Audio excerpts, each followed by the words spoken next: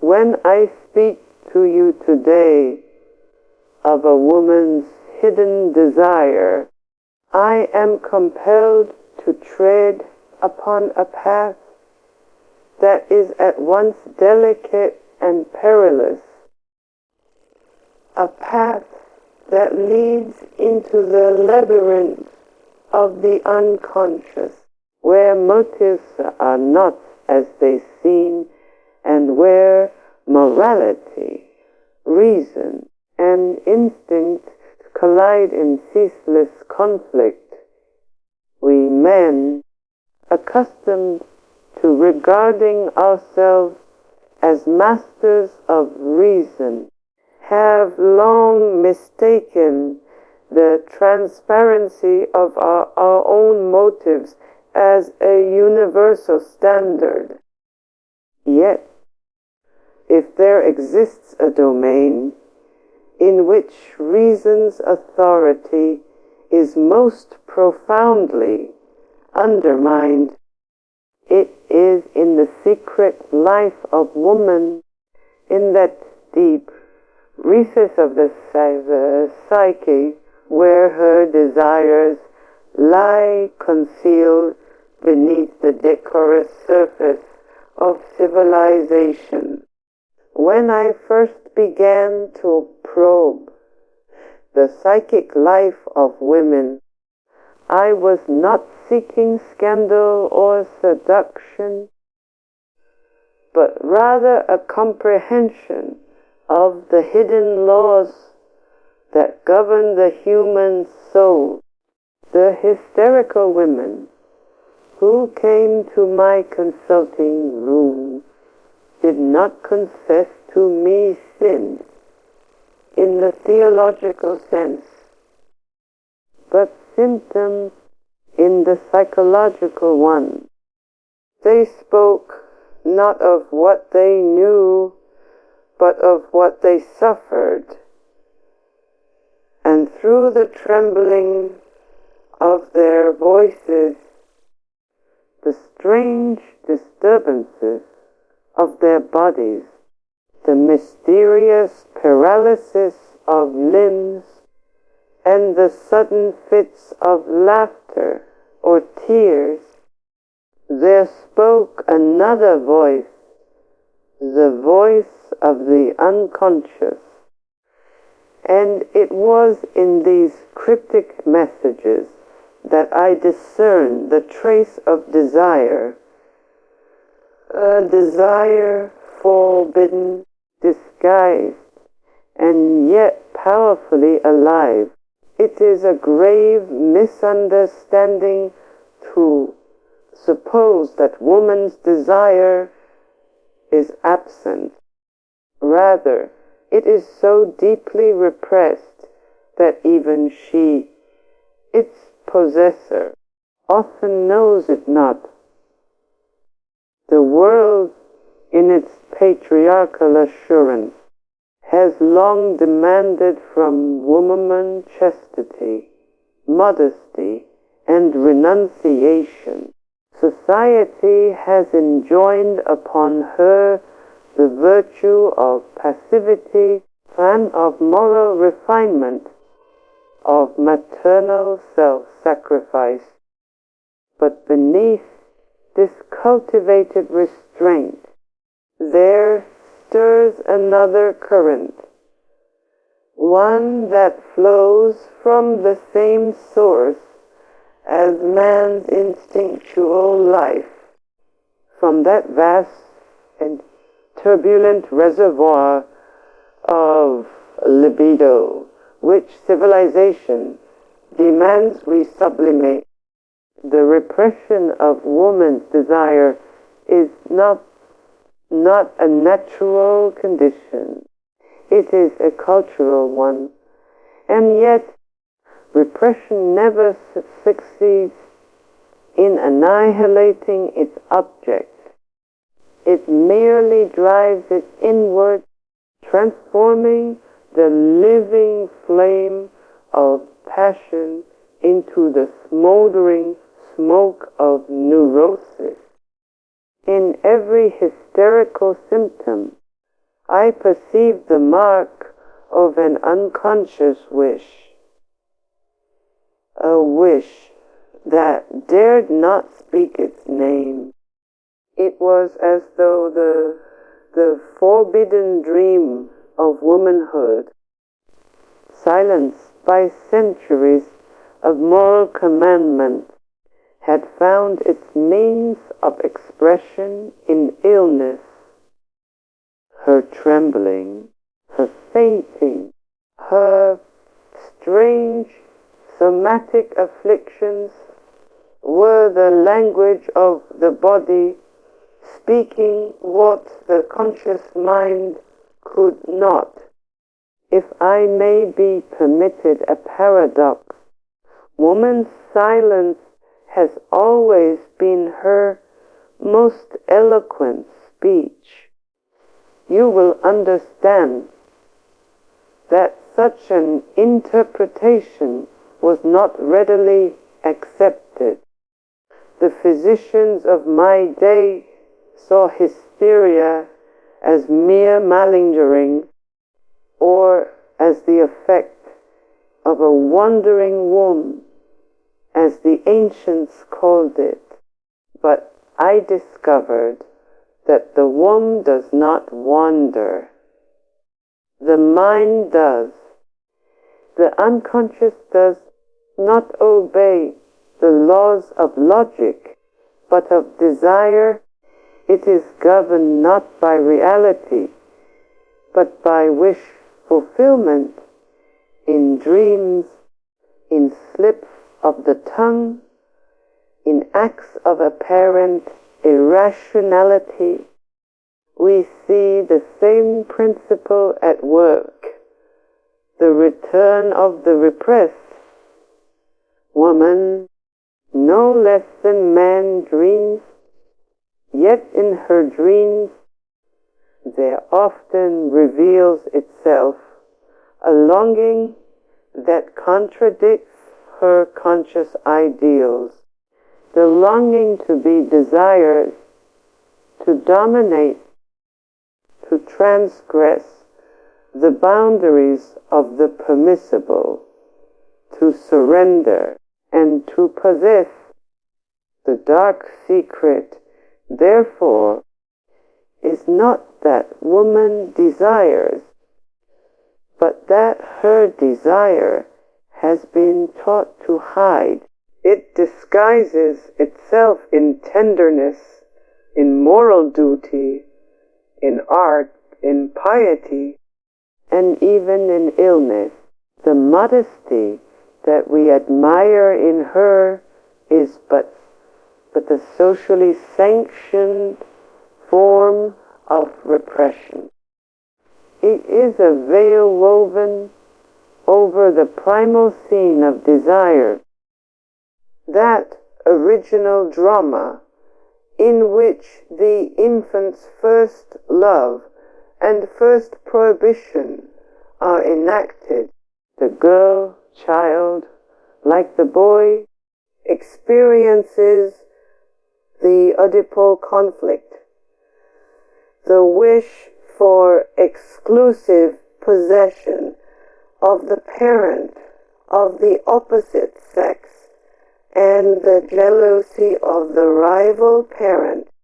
But her path through this conflict diverges from his.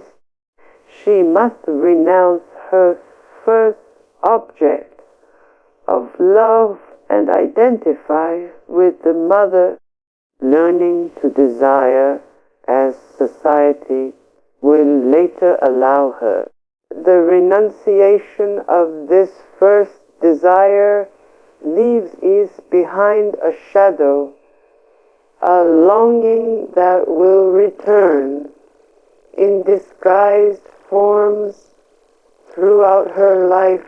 You may think me bold in attributing to the innocent child such passionate conflicts, but it is only by recognizing the sexual nature of our earliest emotions that we can understand the adult woman's secret turmoil.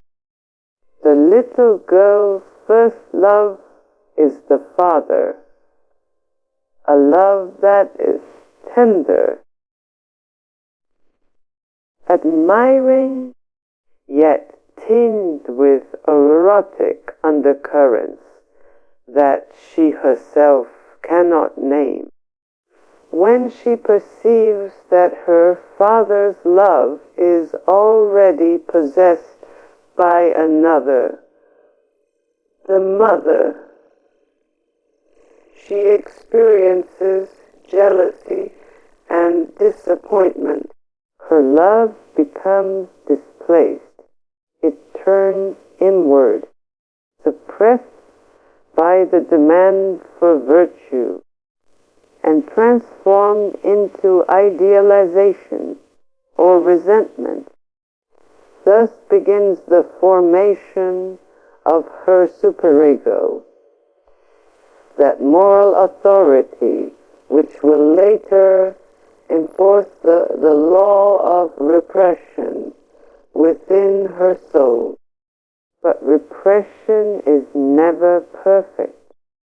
The forbidden wish survives in the unconscious, disguised by the mechanisms of displacement and condensation, finding expression in dreams, fantasies, and symptoms.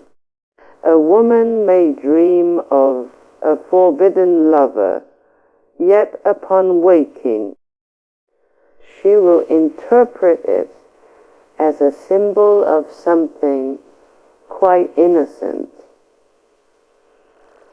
For consciousness cannot bear the truth of its own desire.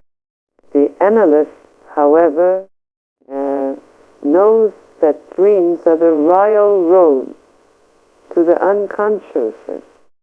Through dream analysis, I have seen the same pattern again and again beneath the most virtuous exterior lies an emotional life of astonishing intensity, a drama of yearning, guilt, and sublimation.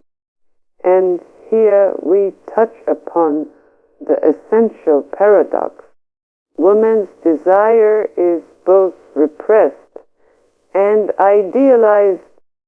She is taught to sublimate her instincts into affection, care, and aesthetic refinement. Yet the very civilization that demands her purity is built upon the sublimation of libido, the transformation of sexual energy into cultural achievement. Thus, woman's repression has been made to serve the progress of society. But what happens to the individual woman who bears this burden? Often she becomes the site of conflict between the instinctual and the moral, the sensual and the ideal, the personal and the social. The hysterical symptom is her unconscious protest. In every symptom, there is a kernel of truth, the truth of a wish that could not find fulfillment. When the body speaks through illness, it tells the story that the conscious self refuses to utter. The fainting woman of the 19th century was not weak by nature. She was oppressed by the moral strictures of her environment. The rigidity of her posture, the pallor of her face, the trembling of hands, all were the physical inscription of an unspoken drama. What she could not say, her body enacted. The secret of her desire was written upon her flesh, as though the unconscious had chosen the body as its stage. Permit me to say that desire in its essence is not wicked. It is the source of life, the impulse that drives creation, art, and love. What is dark about it is not its nature, but its repression. The unconscious knows no morality. It knows only the pleasure principle. Civilization demands the renunciation of instinctual satisfaction in favor of social order. And this renunciation is the very price of culture. But when repression becomes excessive, when the demands of civilization crush the natural expressions of feeling, the repressed returns in distorted form. The woman who denies her desire does not extinguish it, she only renders it unrecognizable. Consider how this dynamic unfolds in her relationships. The woman who appears devoted, modest, and self-sacrificing may harbor within her a profound resentment, a rebellion against the role imposed upon her. Her love may be tinged with hostility, her tenderness with hidden aggression. In the analytic situation, these contradictions reveal themselves as transference, the displacement of unconscious feelings from their original objects onto the analyst. The patient loves and hates the doctor not for who he is, but for what he represents. The figure of authority, of father, of forbidden love. The analytic process, by bringing these emotions to light, allows them to be understood and resolved. But in this very process, we uncover the raw truth of human desire. It is ambivalent, divided between love and hate, attraction and fear, possession and surrender. It would be now to believe that woman alone suffers from repression. Man, too, is the victim of civilization's demands. Yet there is a difference in the manner of their subjection. Man's repression often serves to transform his libido into ambition, creativity, and mastery. Woman's repression, by contrast, is directed towards the containment of her emotional and erotic life. The man sublimates, the woman internalizes. Her hidden desire becomes a secret world, a silent undercurrent that shapes her thoughts, her dreams, her choice of partner, her very sense of identity. If I have said that woman's desire is dark, it is because it has been consigned to darkness by culture itself. It has been rendered taboo, not because it is monstrous, but because it threatens the established order of things. The acknowledgement of female desire would disturb the comfortable illusions of male dominance and moral propriety. It would reveal that woman is not merely the passive object of man's love, but an active subject capable of longing, imagination, and transgression. It is this recognition that civilization has most feared and thus most repressed. Yet repression, as I have often said, is never without consequence. What is denied in one form returns in another.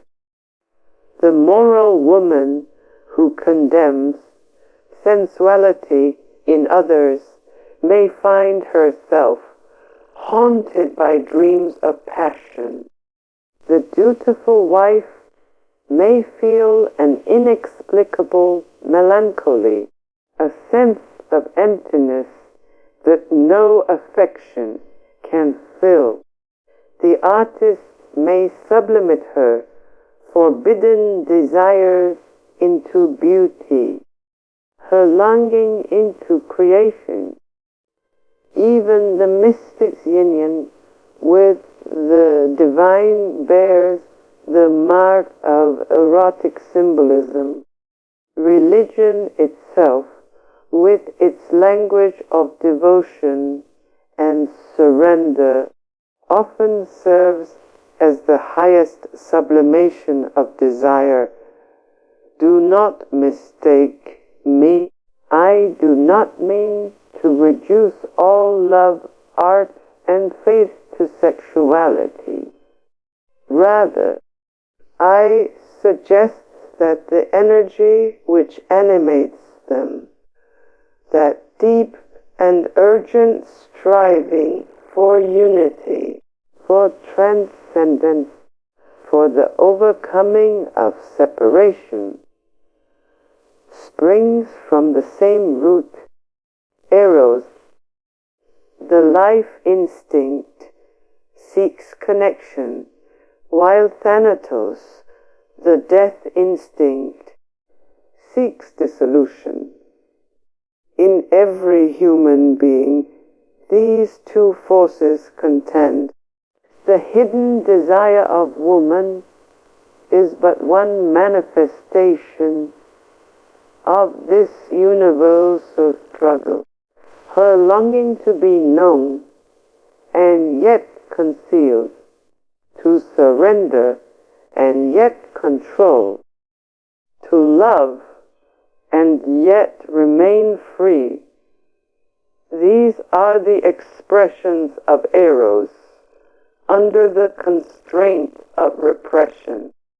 It is often said that woman is a mystery, but I have found that the so-called mystery of woman lies not in her difference from man, but in neurotic patience, but in the degree to which her natural impulses have been obscured by centuries of moral and social discipline.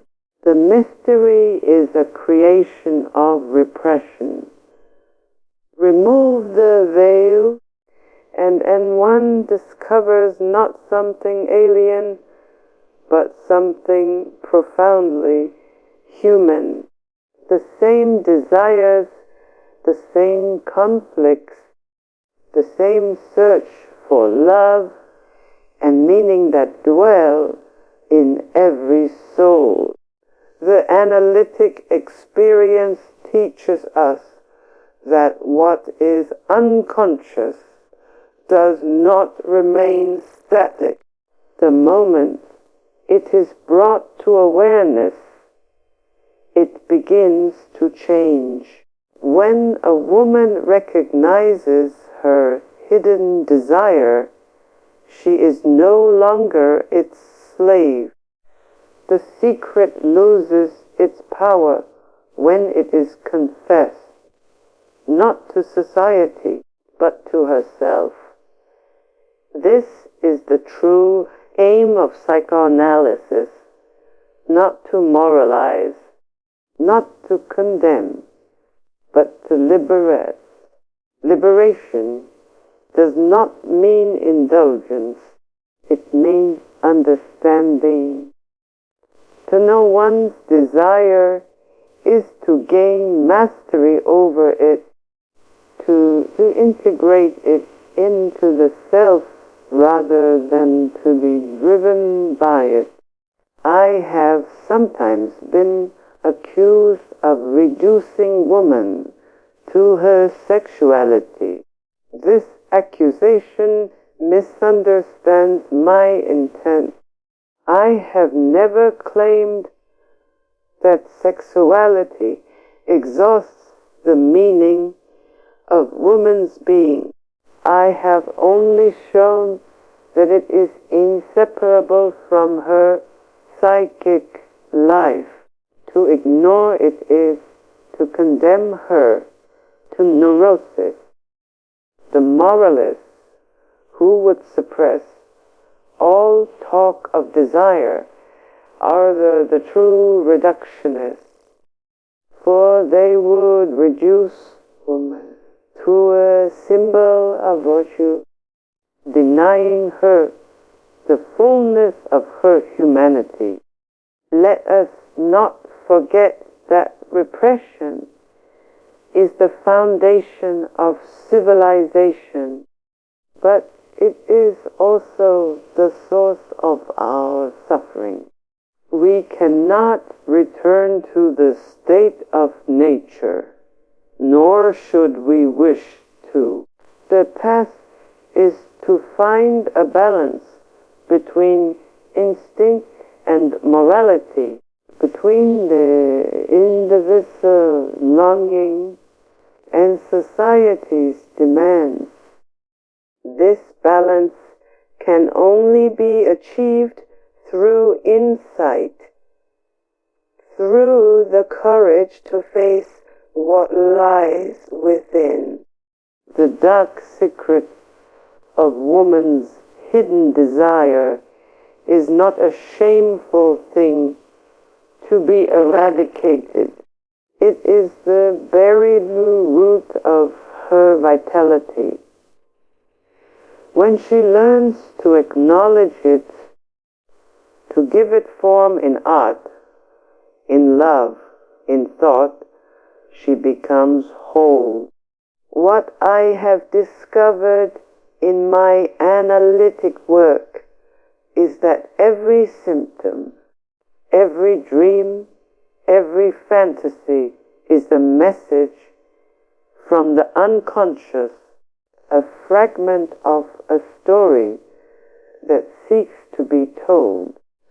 The woman who speaks of her dreams reveals, without knowing it, the drama of her desire, the wish to be loved, the fear of abandonment, the yearning for power, the temptation of surrender. Each of these wishes is a variation of the primal conflict between love and prohibition.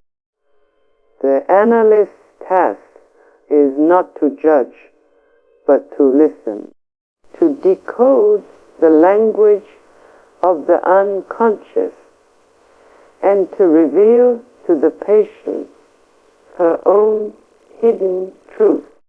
Thus, the darkness of desire is not the darkness of evil, but of ignorance. It is the night of the unconscious, awaiting the dawn of understanding, when the woman who once trembled with guilt begins to see that her longing is not sin, but nature, that her passion is not disease, but energy. She begins to live anew. Her neuroses dissolve. Her symptoms lose their necessity, for the repressed has been reconciled with the conscious self. And yet, we must remember that the unconscious will never be fully conquered. The struggle between instinct and reason, between desire and repression, is the condition of human life itself. Perhaps it is this struggle that gives depth to our existence, that makes love tragic and art sublime. To live without repression would be to live without conflict, and thus without growth. But to live entirely in repression is to live in alienation, estranged from one's own essence. Therefore, I do not seek to abolish repression, but to neurotic patience, but to make it conscious, to transform blind compulsion into deliberate restraint. Only then can woman, and indeed humanity, move from neurosis to freedom. Her hidden desire need not remain a dark secret. It can become the source of her strength, her creativity, her compassion. For it is in the recognition of our deepest impulses that we discover the truth of our humanity. So, when I speak of the dark secret about a woman's hidden desire, I speak not of scandal or immorality,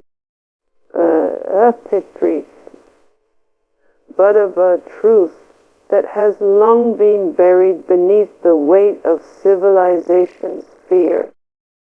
The darkness is not in the desire itself, but in our refusal to look upon it, to bring it to light. That is the work of psychoanalysis and the beginning of wisdom.